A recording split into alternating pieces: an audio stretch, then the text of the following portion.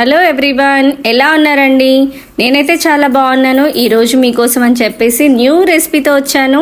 ఇది బ్రేక్ఫాస్ట్కి తయారు చేసుకుందామని రెడీ చేసుకుంటున్నాను.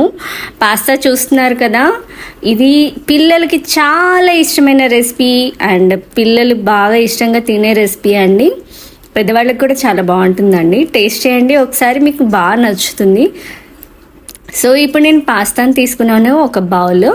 సో దీంట్లో వచ్చేసి మీకు కావాల్సిన పదార్థాలు లైక్ కొత్తిమీర అండ్ కరివేపాకు, తర్వాత కట్ చేసుకుని పెట్టుకున్నాను నేను క్యారెట్, బీన్స్ అండ్ ఆనియన్స్ కొద్దిగా కట్ చేసుకొని పెట్టుకున్నాను. ఓకేనా?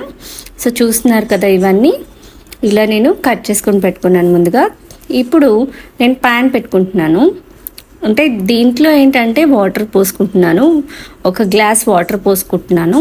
ఇది హీట్ అయ్యే అంటే లైక్ జస్ట్ కొంచెం హీట్ అయిన తర్వాత ఇది ఈ పాస్తాని యాడ్ చేసుకున్నాను. ఇలా యాడ్ చేసేసుకొని కొంచెం కొద్దిగా ఒక్క పొంగు వచ్చే వరకు మీరు ఉడికించుకుంటే సరిపోతుంది. ఇలా ఉడికించుకున్న తర్వాత మీరు దీంట్లో సాల్ట్ యాడ్ చేసుకోండి తగినంత. సో దీని తర్వాత మీరు లైక్ ఇది అంటే వాటర్ అంతా డ్రైన్ అయిపోయింది కదా, తర్వాత ఇలా నేను పాస్తాని ఇలా తీసేసుకున్నాను. సో ఇప్పుడు నేను బాండీ పెట్టేసుకున్నాను. సో దీంట్లోకి కొద్దిగా నెయ్యి అండ్ ఇది బటర్ వేసుకుంటున్నాను, అంటే నెయ్యి. సో ఇప్పుడు నెయ్యి యాడ్ చేసుకున్నాను కదా, ఇంకా నచ్చినంత అంటే లైక్ 1 స్పూన్ కానీ 2 స్పూన్స్ కానీ నెయ్యి వేసుకుంటే కొంచెం టేస్టీగా ఉంటుందన్నమాట. పిల్లలు ఇంకా కొంచెం ఎక్కువగా ఇష్టపడతారు. పోపు దినుసులు చూస్తున్నారు కదా, సో పోపు దినుసులు లేదంటే మీకు మామూలుగా అయితే దినుసులు అంటారు కదా. సో ఇవన్నీ కూడా ఇప్పుడు దీంట్లో మామూలుగా ఎలా అంటే ఉప్మా లాగానే అండి, జస్ట్ మీరు తాలింపు పెట్టుకోవడమే. సో ఇప్పుడు నేను ఆవాలు, జీలకర్ర ఇవన్నీ కూడా నేను యాడ్ చేసుకుంటున్నాను. ఓకేనా? సో ఇప్పుడు నేను వీటిని ఫ్రై చేసుకుంటున్నాను. పల్లీలు కూడా యాడ్ చేసుకున్నాను దీంతో పాటు. సో నెక్స్ట్ వచ్చేసి మీకు ఇవన్నీ వేపేసుకుంటున్నాను. ఇలా వేపుకున్న తర్వాత కొంచెం ఫ్రై అయిపోయాయి. సో ఇలా ఫ్రై అయిపోయిన తర్వాత మీకు వచ్చేసి దీన్ని కాస్త ఎక్కువగా ఏం అవసరం లేదండి, దీంట్లో కొద్దిగా కరివేపాకు యాడ్ చేసుకోండి. అది కూడా ఫ్రై అయిపోయిన తర్వాత లైట్గా వచ్చేసి మీకు ఫ్రై అయిపోయింది కదా, చూస్తున్నారు కదా మీరు, స్టీర్ చేసేసుకున్నాను మళ్ళీ.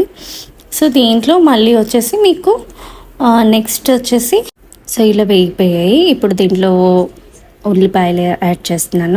తర్వాత మిర్చి అనేది బారుగా కోసుకొని అవి కూడా యాడ్ చేసుకున్నాను. ఇలా వేగిపోయినాయి మొత్తం. సో వేగిపోయాయి కదండి. నేను క్యారెట్స్ని యాడ్ చేసుకుంటున్నాను, చూస్తున్నారు కదా. సో ఇలా క్యారెట్స్ని కూడా యాడ్ చేసేసుకున్నాను. తర్వాత బీన్స్ని కూడా యాడ్ చేస్తున్నాను. కొద్దిగా అంటే స్టీర్ చేసుకుంటున్నాను. ఇలా స్టీర్ చేసేసుకుంటున్నాను కొంచెం వేగాక. సో ఇప్పుడు బీన్స్ని యాడ్ చేసుకుంటున్నాను, చూస్తున్నారు కదా. బీన్స్ని కూడా యాడ్ చేసేసుకున్నాను. ఇప్పుడు మళ్ళీ స్టీర్ చేసుకుంటున్నాను. సో ఇలా స్టీర్ అయిపోయింది కదా, ఇలా వేగిపోయాయి కదండి, చూస్తున్నారు కదా. ఇప్పుడు కొద్దిగా తగినంత కొంచెం సాల్ట్ యాడ్ చేసుకుంటున్నాను. మళ్ళీ మీకు నచ్చినంత యాడ్ చేసుకోండి.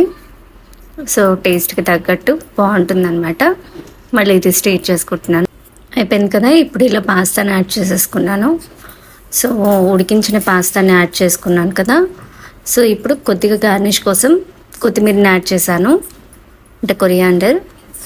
సో మొత్తం యాడ్ చేసేసుకున్నాను. మళ్ళీ ఇప్పుడు సో వేగిపోయాయండి.